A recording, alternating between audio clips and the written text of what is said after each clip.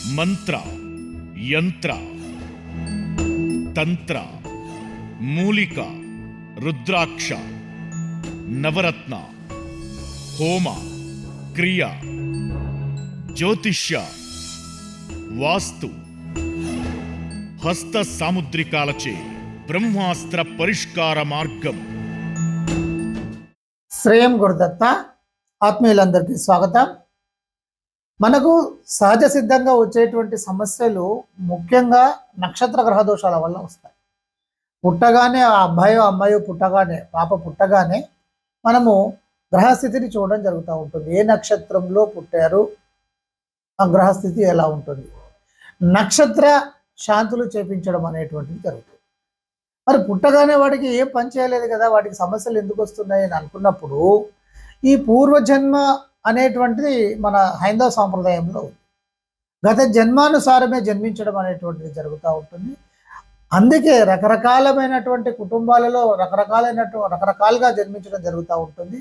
ఇక్కడ కుల ప్రస్తావన కాదు, కానీ రిచ్ పూర్ అంటాం కదా, ధనవంతులు, పేదవాళ్ళు, విద్యావంతులు, విద్య తక్కువగా ఉండేటువంటి వారు, మధ్యస్థంగా ఉండేటువంటి వారు, వారి కుటుంబాలలోనే కొంతమంది ఎందుకు పుడుతున్నారు అని అనుకున్నప్పుడు వారి యొక్క గత జన్మానుసారము గత జన్మలో చేసినటువంటి పనుల ఆధారంగా వారు ఇంకా గత జన్మలో ఉండేటువంటి కోరికల ఆధారంగా కూడా ఈ జన్మ అనేటువంటిది తీసుకోబడుతుందని చెప్పబడుతుంది.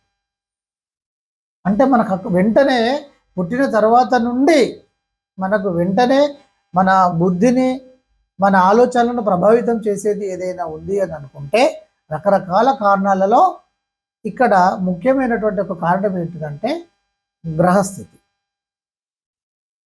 ఇక ఈ గ్రహస్థితి వల్ల రకరకాలైనటువంటి సమస్యలు రావడము, ఆ వ్యక్తి ఉన్నతంగా ఎదగడము, తగ్గడము అనేటువంటిది ఉంటుంది. అయితే గ్రహస్థితే జీవితం కాదు, ఇది గుర్తుపెట్టుకోండి. గ్రహస్థితి ప్రకారమే మన జీవితం పరిపూర్ణంగా ఉండాల్సినటువంటి అవసరం లేదు. కర్మ చేసుకునేటువంటి అధికారము మనకు ఉంది. ఉత్తమమైనటువంటి కర్మలు చేయడము, అవి శక్తివంతంగా చేయడం మూలన కూడా మన నక్షత్ర గ్రహ దోషాలను మనము నిర్వీర్యం చేయొచ్చు. ఇలా రకరకాలైనటువంటి విధానాలుగా ఉంటాయి. అయితే ఇక్కడ ఏంటంటే చాలామంది అడిగేటువంటి ప్రశ్న ఏంటంటే, గురుగారు ఈ నక్షత్ర గ్రహ దోషాలు ఉన్నాయి, మేము ఎన్ని శాంతులు చేపించుకున్నా కూడా మాకు తగ్గట్లేదు, మరి నక్షత్ర గ్రహ దోషాలకు మేము ఏం చేయాలి? అయితే ఇక్కడ క్వశ్చన్ ఏంటంటే, నక్షత్ర గ్రహ దోషాలకు గ్రహశాంతులు చేయాలా, నక్షత్ర గ్రహశాంతులు చేయాలా, యంత్రం పెట్టుకోవాలా, మంత్రాన్ని సంధించుకుంటూ వెళ్ళాలా, తాంత్రికమైనటువంటి పరిష్కారాలు చేసుకోవాలో, ఏమి చేసుకుంటే బాగుంటుంది గురుగారు అని? అయితే ఇక్కడ సమస్యలు ఎలా ఉంటాయంటే, ప్రతి వ్యక్తికి కూడా యోగం ఉంటుంది, దోషం ఉంటుంది. అతడు ఉన్నతంగా అంటే పుణ్యకర్మలు ఉంటాయి, పాపకర్మలు ఉంటాయి.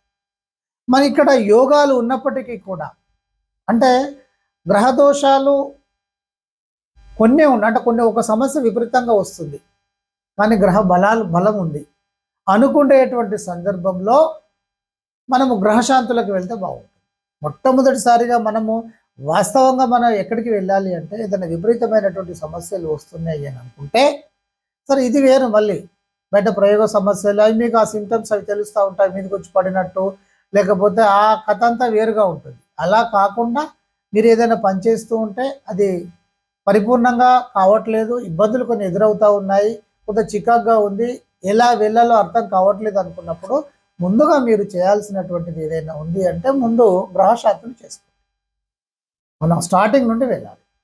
గ్రహశాంతులు మీరు చేసుకున్నారు, సమస్య పరిష్కారం కాలేదు అంటే ఏంటిది? అది గ్రహస్థితి విపరీతంగానైనా ఉండొచ్చు, లేదా అది కాకపోయి కూడా ఉండొచ్చు. విపరీతంగా ఆ సమస్య ఉన్నప్పుడు గ్రహశాంతులు పనిచేయవు. ఎందుకు? మనము చేసుకున్న కర్మలే మనల్ని ఇబ్బంది పెట్టడానికి వస్తూ ఉంటాయి. మరి అసలు అది జరుగుతుందా అంటే, ఇది న్యూటన్ థర్డ్ లా చాలా సందర్భాలలో చెప్తున్నాను నేను. ఇది మన జీవితానికి అన్వయం ఖచ్చితంగా చేసుకోవాలి, అన్వయించుకోవాలి. ఏంటది? For every action there is equal and opposite reaction. చర్యకు ప్రతి చర్య సమానము మరియు వ్యతిరేకము. కనుక ఇది న్యూటన్ థర్డ్ లా వస్తువులకే కాదు మనకు కూడా వర్తిస్తుంది కదా. మనం ఏదైనా చెడు చేస్తే చెడు పొందుతాము, మంచి చేస్తే మంచి పొందుతాము. మనం చేసేది మనం పొందుతామనే కదా న్యూటన్ థర్డ్ లా చెప్పేది. మనం చేసేది ఏదైనా మన వైపే వస్తుంది. ఏది చేసినా కూడా అది మన వైపే వస్తుంది. కనుక ఇది ఇక్కడ ఏమిటి అంటే గత జన్మలో మీరు తీవ్రమైనటువంటి పాపకర్మలు ఏదైనా చేసి ఉంటే వాటిని ఏమి చేయాలని మన శాస్త్రం చెప్తుంది? అనుభవించాల్సిందే అని చెప్తుంది. మరి అనుభవించాలి అని అనుకున్నప్పుడు అది తీవ్రంగా ఉన్నప్పుడు, అది తీవ్రమైనటువంటి స్థాయిలో మనల్ని ఇబ్బంది పెట్టడానికి వస్తున్నప్పుడు శాంతులు ఆపగలుగుతాయా? శాంతి అంటే ఏంటి? ఆ వచ్చేటువంటి వాటిని కొద్దిసేపు ఆపడం అంతే. పరిపూర్ణంగా తొలగదు అది. కానీ మీకు గ్రహబలం ఎక్కువగా ఉండి దోషము తక్కువగా ఉండి ఆ దోషం వల్ల మీకు సమస్యలు ఎదురవుతున్నాయి అని అనుకున్నప్పుడు డెఫినెట్గా మనం గ్రహశాంతులు చేయాలి. మీకు దోషము తక్కువగా ఉన్నా ఎక్కువగా ఉన్నా మొట్టమొదటిగా మనం తీసుకోవాల్సినటువంటి స్టెప్ ఏమైనా ఉంది అంటే గ్రహశాంతులు చేపించేసుకోండి. ఇక అంతే. ఇక గ్రహశాంతి అయిపోయిన తర్వాత ఇక ఇక్కడ కొంతమంది నా దగ్గరికి వస్తూ ఉంటారు, గురుగారు మేము ఈ శాంతి చేపించుకున్నాము, సమస్య పరిష్కారం కావట్లేదని. తర్వాత ఆ పంతులు గారి సమస్య పరిష్కారం కావట్లేదు అనుకున్నప్పుడు ఇంకో పరిష్కారం చూపించాడు, అది చేపించుకున్నాము, ఇంకో చూపించుకున్నాము, ఇలా 4-5 సార్లు చేపించుకున్నాము గురుగారు. అంతా అయిపోయిన తర్వాత ఇంకా ఏదైనా ఉందేమో చూసేసుకోండి, లేకపోతే కర్మ తీవ్రంగా ఉంది, ఇలా చెప్తున్నారు, ఏం చేయాలి? అందుకని మీరు ఏం చేస్తారు అంటే, మీకు ఏదైనా ఒక సమస్య ఒక రకంగా కుజదోషం ఉంది లేదా కాలసర్ప దోషం ఉంది అని అనుకున్నప్పుడు ఆ దోష నివారణకు ఏం చేస్తే బాగుంటుంది అని చెప్పేసి మీరు విపరీతంగా సెర్చ్ చేయండి. ఇక విపరీతంగా సెర్చ్ అంటే ఈ రోజులలో ప్రతి వ్యక్తి కూడా చదువుకొని ఉన్నాడు, నాలెడ్జ్ అనేటువంటిది అందరికీ కూడా ఉంది. వాస్తవంగా మేధావే బ్రాహ్మణుడు. మీరందరూ బ్రాహ్మణులే.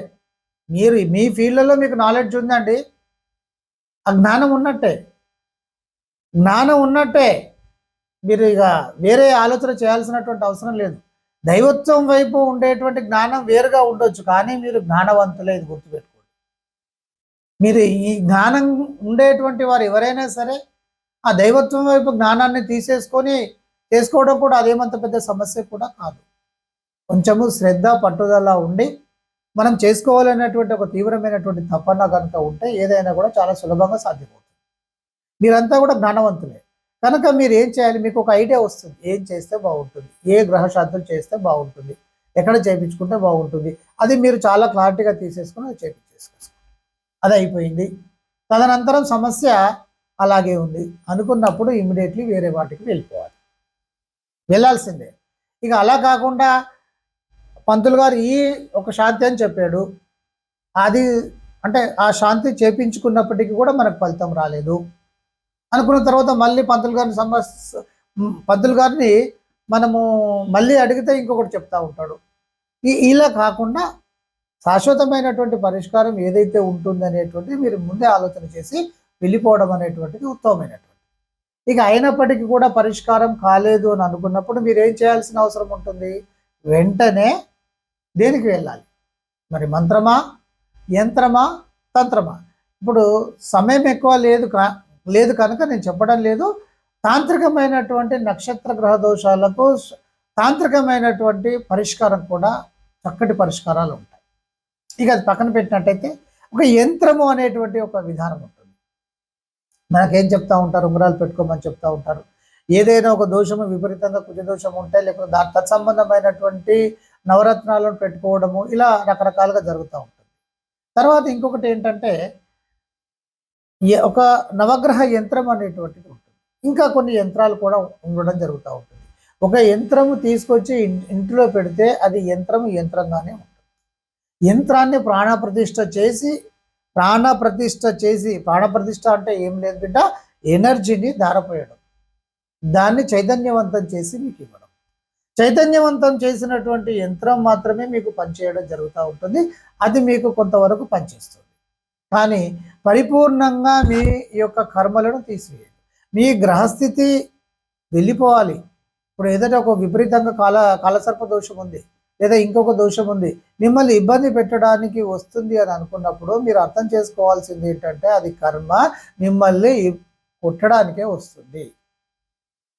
ఇలా కొట్టడమే కాదు బిడ్డ, జీవితంలో తగిలేటువంటి దెబ్బలన్నీ కూడా, ప్రతి సమస్య కూడా అది కొట్టడం కిందకే వస్తుంది. కనుక కొట్టడానికి వస్తుంది. ఇప్పుడు ఏం చేయాలి? మరి దాన్ని ఆపేటువంటి శక్తి ఎవరికి ఉంటుంది? మీకు ఒక పుణ్యకర్మలు చేయడం మూలాన, కొన్ని కర్మలు చేయడం మూలాన, తర్వాత మీరు చేసేటువంటి పని శక్తివంతంగా ముందుకు వెళ్ళడం మూలాన కొంత తగ్గుదల ఉంటుంది, కానీ దాని యొక్క దెబ్బ పడకుండా ఉండదు. ఆ దెబ్బను అంటే ఆ కర్మను స్వీకరించేటువంటి వారు కావాలి. ఎవరు స్వీకరిస్తారు ఆ కర్మను? మీ తల్లిదండ్రులు స్వీకరిస్తారా? మీరు చేసేటువంటి కర్మలను మీరు చేసుకుంటారు, తల్లిదండ్రులు స్వీకరిస్తారా? అది జరిగే పనేనా? మరి ఎవరు స్వీకరిస్తారు? స్వీకరిస్తారు? మీ యొక్క కర్మలను గురువు తీసుకుంటాడా? గురువు ఎప్పుడు కూడా మీకు మార్గాన్ని చూపిస్తాడు, పరిష్కారాన్ని చూపిస్తాడు, ముందుకు తీసుకువెళ్ళేటువంటి దిశను సూచిస్తాడే తప్ప గురువు పూర్తిగా దాన్ని తీసుకోడు. మరి ఏమిటి అని అనుకున్నప్పుడు దీనికి పరిష్కారం ఆ దెబ్బ పడకుండా ఆపేటువంటి ఆ మహాశక్తి ఏదైనా ఉంది అంటే అది సాక్షాత్తు ఆ దైవమే. మరి దైవము ఎలా? దైవం మంత్రాధీనము. సమస్త జగత్తు దైవాధీనము. తత్ దైవము మంత్రాధీనము. ఆ మంత్రము తత్మంత్రము మానవాధీనము. గతంలో బ్రాహ్మణుడే చేస్తాడు కనుక బ్రాహ్మణాధీనం అని ఏదో పెట్టేసుకున్నారు, కానీ అది సరైనటువంటి విధానం కాదు. ఇది అందరికీ అర్థమయ్యేటువంటి విషయం. మంత్రాన్ని పామరుడు పట్టుకోండి, పండితుడు పట్టుకోండి, తెలిసిన వాళ్ళు పట్టుకోండి, తెలియని వాళ్ళు పట్టుకోండి, ఎవరు మంత్రాన్ని పట్టుకున్నా కూడా మంత్రం చేస్తున్నారు అంటే శక్తి ఉత్పన్నం కావాల్సింది. That is vibration theory. మరి ఈ మంత్రం ద్వారా ఉత్పన్నమైనటువంటి శక్తి ఏదైతే ఉంటుందో ఆ దైవశక్తి సమస్త కర్మను ఆపేస్తుంది. ఆపడం అంటే తను తీసుకుంటుంది. ఇందులో రకరకాలుగా ఉంటాయి, తను తీసుకుంటుంది. మీ కర్మ మిమ్మల్ని కొట్టడానికి ఖచ్చితంగా వస్తుంది, కానీ దాన్ని ఎవరు తీసేసుకుంటున్నారు? ఆ భగవంతుడే తనలోకి లీన చేసుకుంటున్నారు. అంటే మీ కర్మ అక్కడికి వెళ్ళిపోతుంది. ఇక మీరు శక్తివంతంగా ముందుకు కదలవచ్చు. మరి ఈ జన్మలో ప్రారంధ కర్మలు అనవసరమైనటువంటి చెడు కర్మలు చేయకుండా శక్తివంతమైనటువంటి కర్మలు చేస్తూ మీరు ముందుకు వెళ్ళినట్టయితే అద్భుతమైనటువంటి ఫలితాలు మీకు వస్తాయి. మీరు గ్రహశాంతులు చేపించేసుకోవచ్చు, ఈ తాంత్రిక విధానాన్ని అనుసరించవచ్చు, లేదా యంత్ర విధానాన్ని అనుసరించవచ్చు, అలాగే మంత్రము అనుసరించవచ్చు.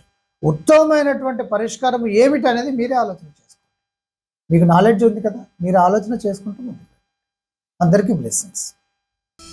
మంత్ర, యంత్ర, తంత్ర, మూలిక, రుద్రాక్ష, నవరత్న, హోమ, క్రియ, జ్యోతిష్య, వాస్తు, హస్త సాముద్రికాలచే బ్రహ్మాస్త్ర పరిష్కార మార్గం.